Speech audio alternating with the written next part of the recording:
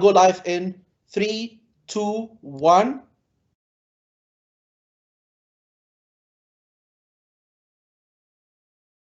Good afternoon, everyone. I think we're going to wait until 3:05 to let a few more attendees join, but then we'll get started promptly then. So thank you for your punctuality, and we'll be getting started soon.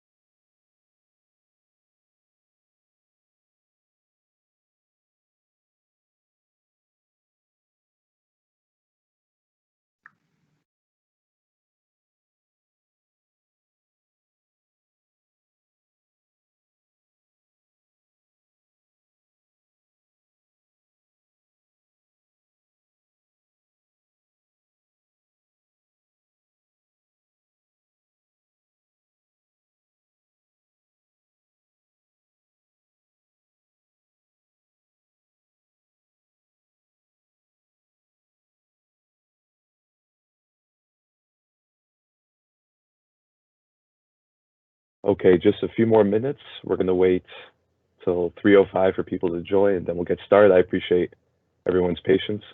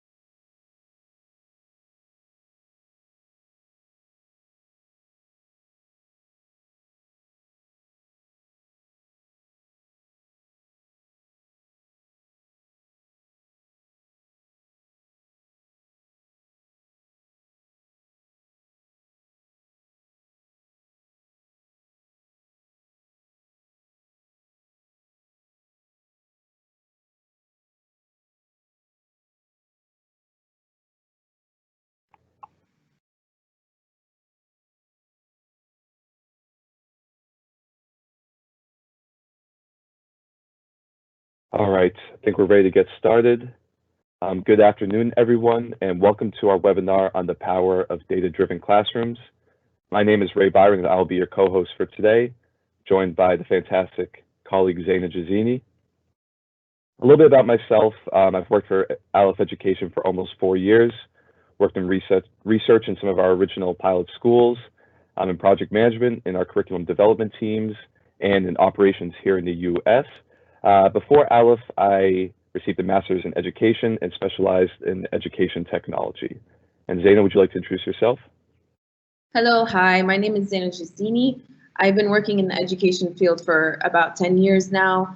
I joined Alif Education 4 years ago, and that is when I shifted my work towards EdTech solutions in the classroom, and I started working with content creation and the integration of technology in the classrooms, with working in the field with students and teachers here in the United Arab Emirates. So hopefully today's topic will enlighten you and give you some insights of the power of data-driven classrooms. Thank you, Zaina. You're welcome. Over to you. So today, the objective of this discussion is to look at the importance of data and education technology in every classroom and how it genuinely affects the day-to-day planning and performance of teachers and students. So we'll begin by discussing a little bit about how education is transformed through data-driven technology. We'll then move on to look at some practical examples of how data can empower students and teachers within and outside the classroom, and then how data-driven classrooms close knowledge gaps. And then finally, we will conclude with the future of data-driven education. So in today's workforce, data is a word that is often used. That is because we are currently living in the age of analytics. The way we do things in most industries has transformed and been impacted by change. That change mostly comes in the form of new technologies. Given the shifts in technology, we must reflect on that transformation and how we can take action to implement changes for effective teaching and learning. And that is why I have these 3 questions here, and it's very important to reflect on them. So why should schools change? What does that change look like? And how do we make those changes? By being students once ourselves and then becoming educators, we have witnessed how classrooms have evolved over the past years. From the chalkboard to overhead projectors, interactive smart boards, from rows of desks to collaborative working spaces to distance learning, data has always been floating around your school. There certainly isn't a lack of data available. However, due to the barriers and restrictions such as time, the idea of data-driven instruction may have been overwhelming. After all, capturing and understanding and using that data to take action is not an easy task, as it takes the time and effort from us educators. Data allows us to establish baselines, find benchmarks, and set performance goals. This is why utilizing technology can alleviate those pain points when dealing with those tedious tasks. By being better informed, we can devote time needed to make informed decisions to better support student learning. Children entering grade school today will most likely work in jobs that don't yet exist. It is our job to enhance student skill sets and create high-order thinkers who can bring a holistic and analytical approach to complex problems.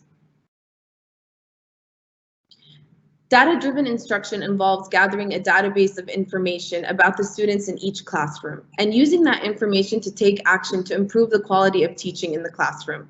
So here are some advantages of a data-driven classroom. Improved accessibility and access. With the use of technology, we now have all this information at our fingertips. We are able to access this information online. We are able to transfer this knowledge and use that to help improve our teaching instructions and learning in the classroom. We also provide a personalized learning approach. So by providing personalized learning approaches, this helps students absorb and retain critical information, and it also empowers them and encourages them where they are motivated to do better. And this also gives them in return a sense of responsibility. So with the use of data-driven classrooms, it also provides an interconnected school ecosystem, and this also provides transparency between the stakeholders. Here at Alif Education, we value data greatly. So through our various learning journeys, we have a big data pipeline that provides us with the data to all the different stakeholders that play a vital role in the students' learning. So we have the decision makers, the parents, the school leadership, the teachers, and the students. And through all these different learning journeys, each stakeholder is able to access the data or access the information provided through the system itself to make informed and better decisions for student learning. As a decision maker, we have Sorry, Ray. Sorry, Jen. It's fine. As a decision maker, we have different level dashboards, and this feeds the decision makers to make informed decisions. As parents, we provide a guardian application that helps them track their students' progress.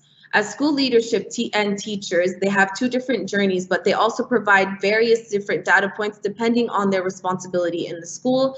And at the same time, we have a student's journey who provides engaging content for the students, but at the same time allows them to move forward in a personalized learning journey. Great, thank you, Zaina. So exactly how do we use big data capabilities in an education context? So big data can help provide schools with information on the student learning gaps, struggling concepts. It can track greater trends in student populations, including student performance and professional outcomes, and how well students respond to different types of information delivery and class styles. So as Zaina mentioned, there's a comprehensive education ecosystem. You have guardians, principals, teachers, and learners, and all of that actually feeds our big data pipeline. So through those inputs, we're able to capture behavioral data, transactional data, academic data, and interaction data as well, all of which I'll touch upon a little bit later on in the presentation. And with these insights, we're able to drive machine learning on the Alif platform. So that means with the academic data, we can provide students with recommendations. Maybe there's certain gaps in their prerequisite knowledge. Perhaps they're missing some experience in prerequisite knowledge in addition, and they're trying to learn fractions. The platform is able to identify that and recommend through the recommendation engine certain lessons and content to help fill those gaps. For schools and districts and customers, we're also able to provide custom data services and reports that look at other things besides just academic data. So how are students engaging with the platform? How much time are they spending on certain components of the platform? How often are they logging in? And again, I'll touch upon that more specifically later. And also we can do custom AI services as well, auto correction for specific question types, and measuring the overall program efficacy. So now I want to take a closer look into data-driven classrooms, specifically through the Alif platform. And again, there are numerous platforms out there that seek to solve some of the traditional challenges we face in education.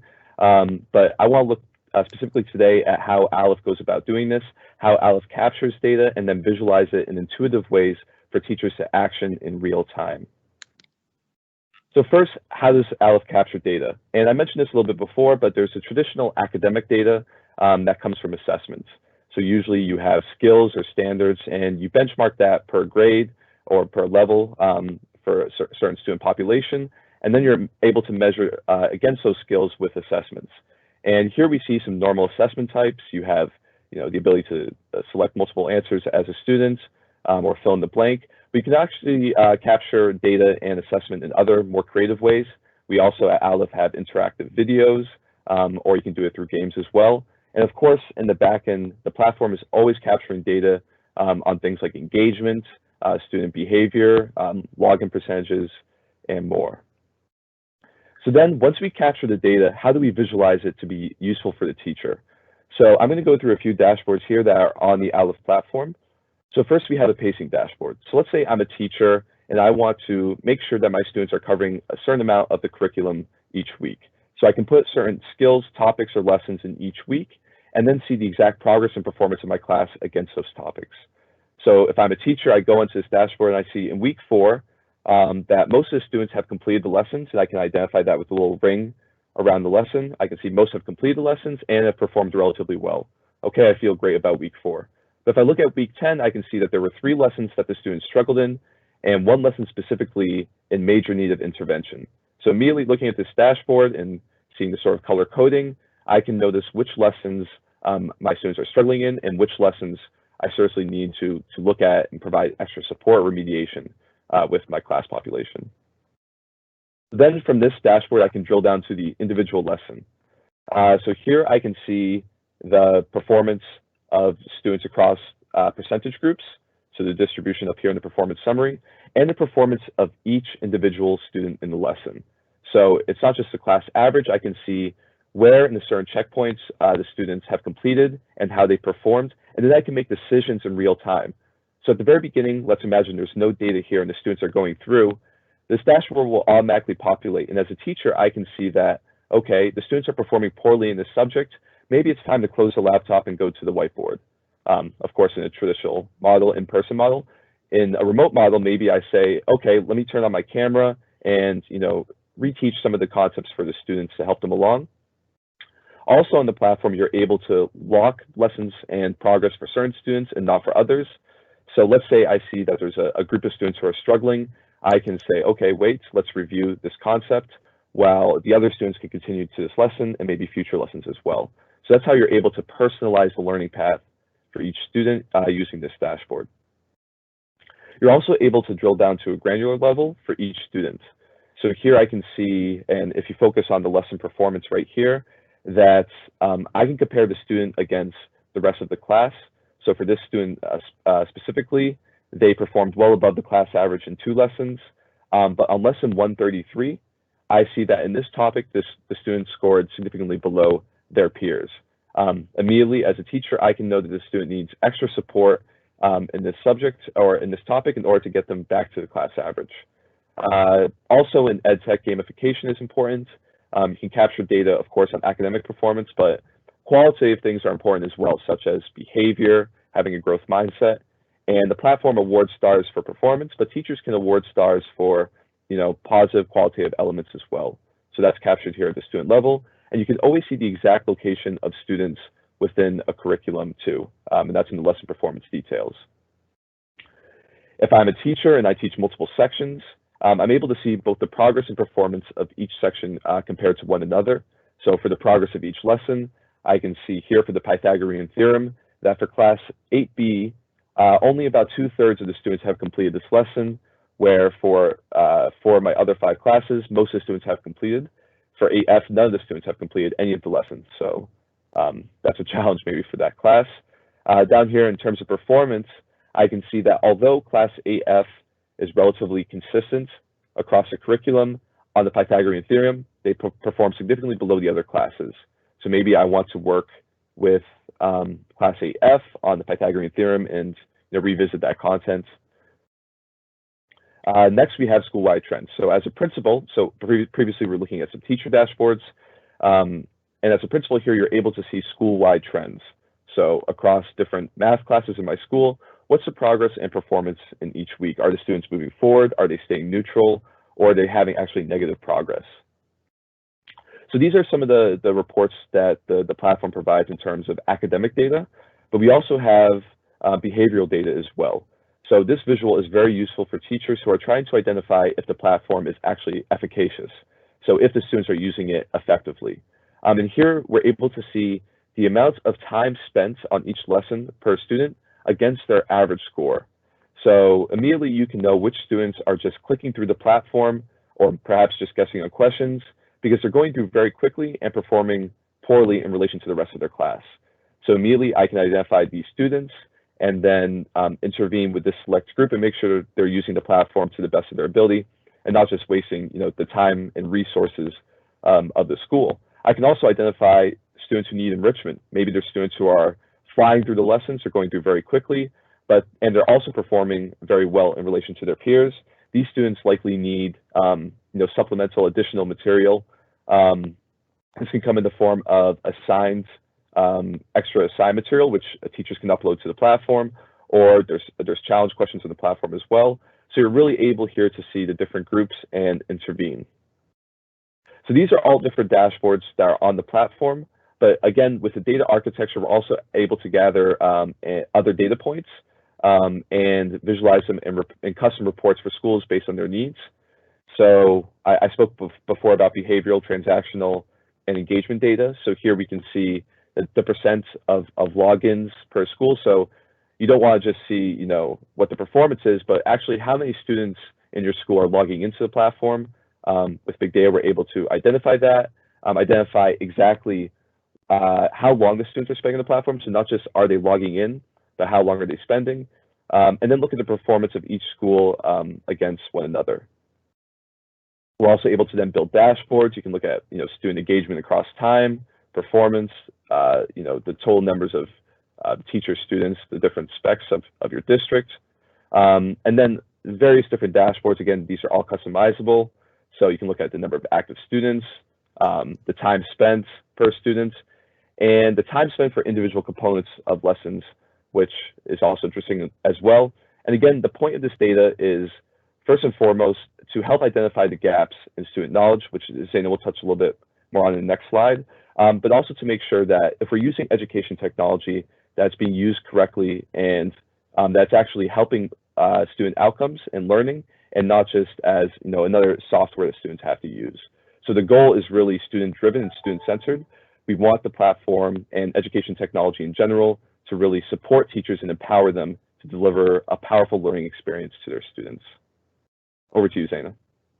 So when discussing knowledge gaps, so when we all know that there are various different types of learners today. If we have visual learners or auditory, so we have to meet and address all the different types of differentiated needs in the classroom. So one major issue that we see as educators, or one major pain point that we have, is the knowledge gaps and meeting those students' prerequisite knowledge. So I know that Ray went over some of the data, the analytical views in the previous slides, but I just wanted to focus on this specific data analytic view, and this is the class performance page that is provided on the Alif platform.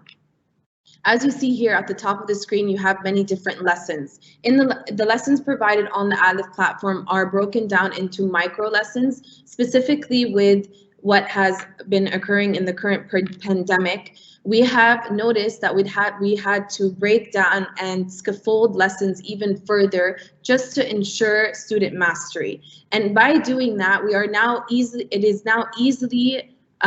it's better to understand how to address those, which students are not doing well in what lessons, and what are the knowledge gaps that they currently have.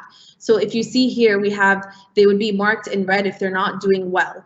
This would address one specific learning outcome, and through that learning outcome, we can go even further into the data and understand and analyze this data to understand what is the knowledge gap of this student. Is it a misconception, or does the student just need extra practice to reinforce this idea? So through these data points that are being collected through the Alif platform and through the various technology enhanced assessment questions provided on the platform that Ray has previously shown you, we are able to analyze that data, because we all know as educators, we have the access to this data, and all these data points are being fed into different systems and different platforms that we've been using today from the use of technology.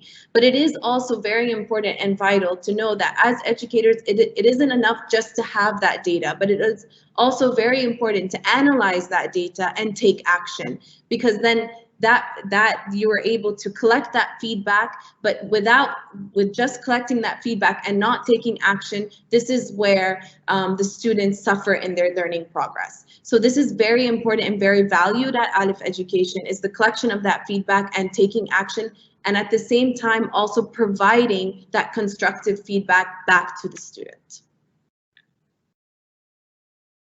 Something that is also very, very important at Alif Education is the student and teacher empowerment. And the data collection through the different learning journeys on the Alif platform enables us to do that.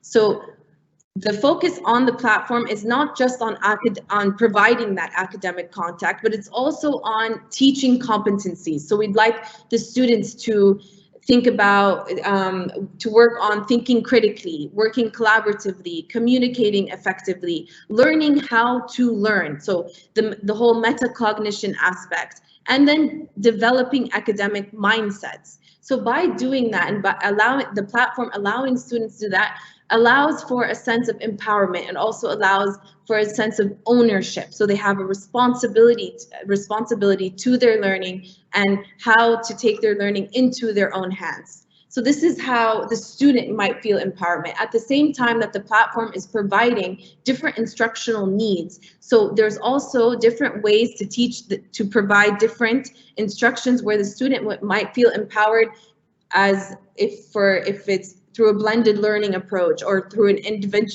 individual learning. And this allows them to take their personalized learning, and the platform being adaptive itself allows them to take their learning into their own hands. As for teachers, the major component that the Alif platform provides here is it allows them to save time through the real-time data that the platform provides. So with time now on their hands, they're able to differentiate content, to even add their own fingerprint onto the lessons within the platform, to further enhance or to even challenge students to do better. So this is one thing, is being able to save time. At the same time, they're able to differentiate to meet students' needs, because we all know that there are many different types of learning many different types of learners in the classroom, and it is a huge struggle for teachers to make sure that they are meeting all these students' needs. So this is yeah, and then okay. Thank you, Zaina. You're welcome. So now to conclude the presentation for today, I just want to take a quick look at the future of data-driven classrooms. So today we have only begun to scratch the surface. Okay, sorry, I had some feedback. But today we have only begun to scratch the surface of the potential of data in education.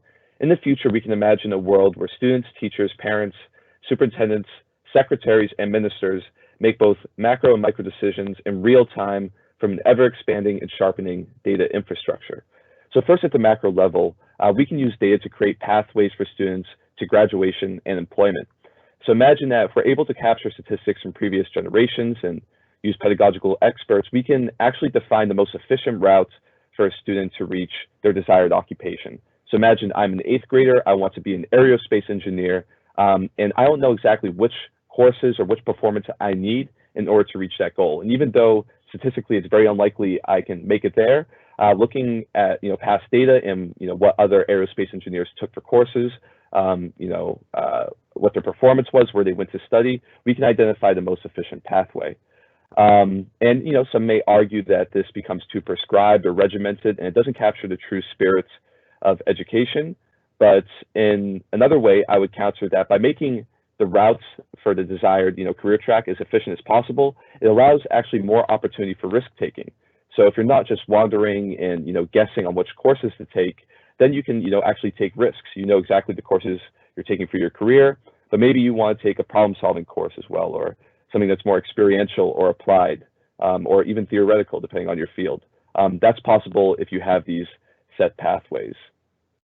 And at a macro level, if we're able to capture data in real time and we have sort of standardization across systems and collaboration, multilateral collaboration, different organizations working together, we're able to drive decision-making at a district, city, state, or federal level. So you can imagine, instead of waiting for end-of-year tests or semester tests or the PISA exams that come every 3 years, decision makers are able to make decisions in real time from the very first day if we're able to capture data on standards that are already benchmarked at this type of scale. So in 10 years, again, if there's collaboration between organizations, I think that these systems will be able to be functional and in place, and we'll be able to redefine education for students, teachers, and the whole ecosystem through data. That concludes our presentation for today. Thank you again, everyone, for joining us. We now have about 15 minutes for Q&A, so please feel free to leave your question in the chat box, and we'll do our best to answer them. Thank you again.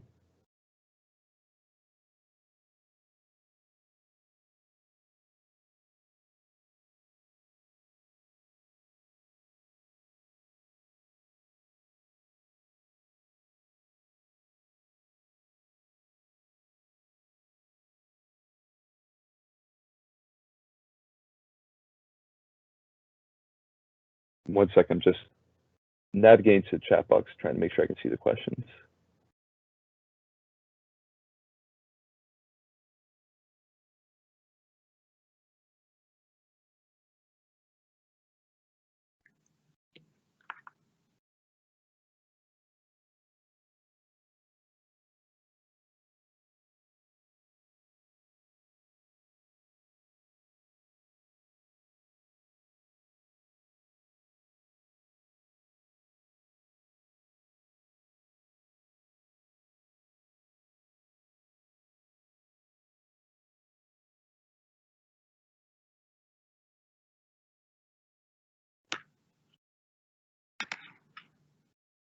Okay, so I have one question here. So what type of assessment questions does the Alif platform provide?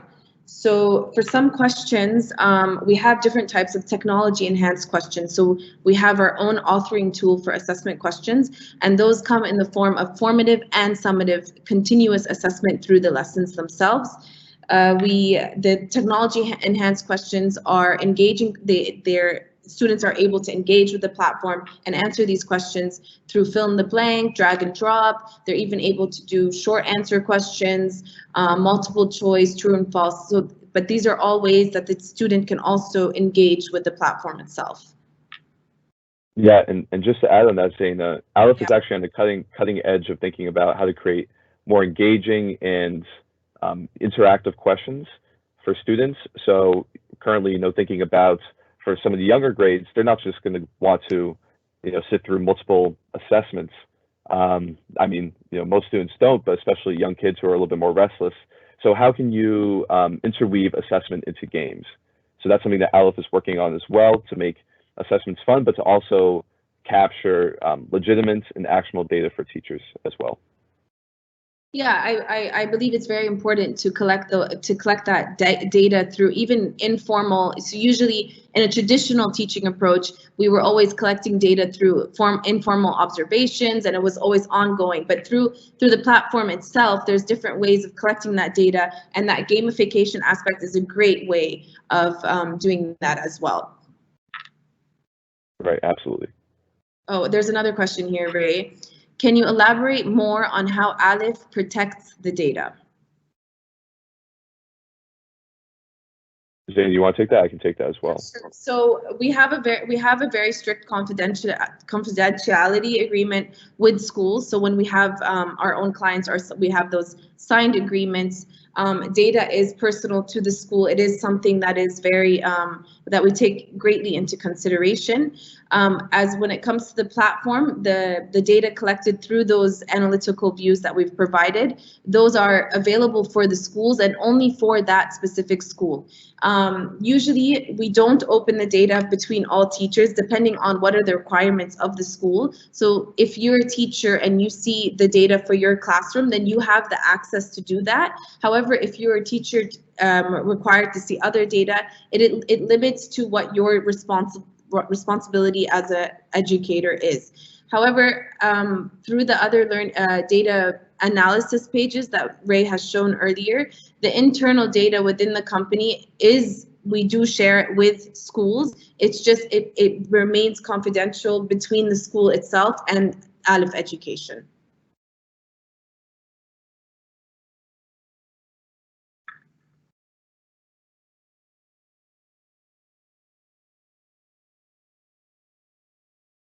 Okay, let's see if there's any more questions coming in.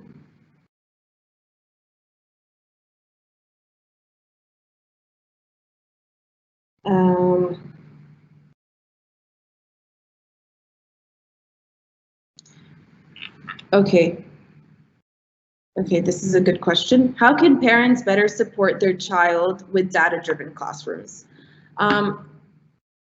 Parents should have a very active role in with their children. It is very important, specifically in the current pandemic that we are all facing around the world today, as some of the students are at home through distance learning, and parents have become that active role, played the active role of also being educators in their lives.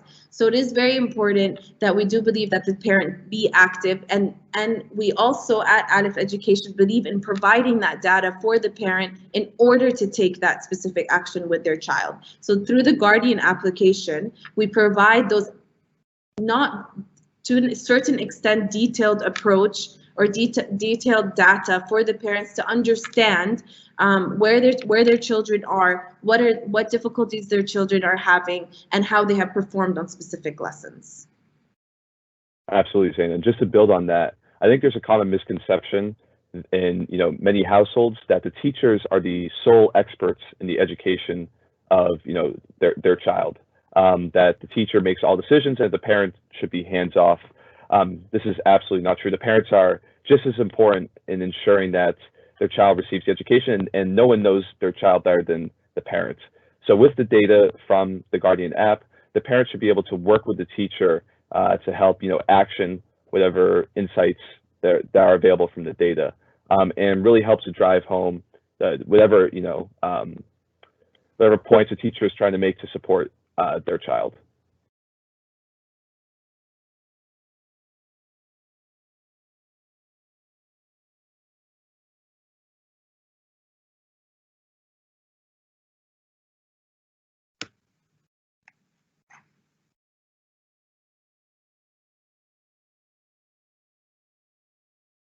So, okay, during your data analysis, do you happen to do comparative studies between different programs to assess performance? So we have okay, you could go ahead, Ray, sorry. No, it's fine. So I've been working in the U.S. and by different programs, I think maybe other education platforms, but programs or education technology platforms, but programs can be, other non-ed tech programs as well. That's a very important part of our work here in the U.S. and measuring the efficacy of the Alif platform. In the closed group, we have students who are using Alif, and then we measure it against other platforms as well. And programs. The challenge here in the U.S. has been with everywhere, COVID-19 pandemic, and sort of making sure that we're accurately evaluating our program against others and making sure it's efficacious in schools. So we're still working on that, but it's very important in making sure that we believe the Alif platform is one of the premium products on the market, and that it can prove that against other programs as well. How is the data collected exactly? So we have so from the second that the student, so if the student, I'm talking from a student journey, once a student logs in, the data points are being collected from the second that they use their own username and password to sign in. Those data points are being collected from when they enter lessons and what specific part of the lesson are they in, and if they have completed certain assignments and assessment questions. So at each stage and through the different analytic views that we have, we're able to see where the student is, what the student has completed, how the student has done in the specific parts of the lesson, and what they have actually answered. And based upon those data points that are being collected through the system, we group those students, and then we're able to further differentiate according to their knowledge gaps or misconceptions, or even if they just need re-enhancement or reinforcement on a certain learning objective.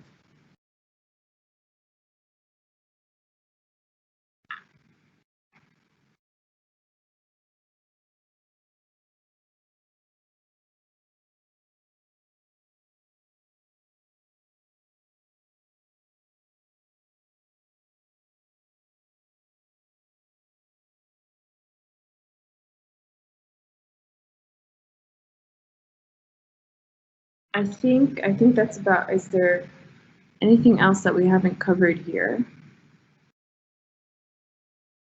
I think if there's no other questions, I want to thank everyone again for taking some time out of their very busy, I'm sure, afternoons to attend this webinar. If you have any questions, you can always feel free to follow up with the Alif Education team, and we'd love to have a conversation with you about data and the Alif platform in general, and work together if possible. So thank you again, and have a great evening. Thank you, everyone.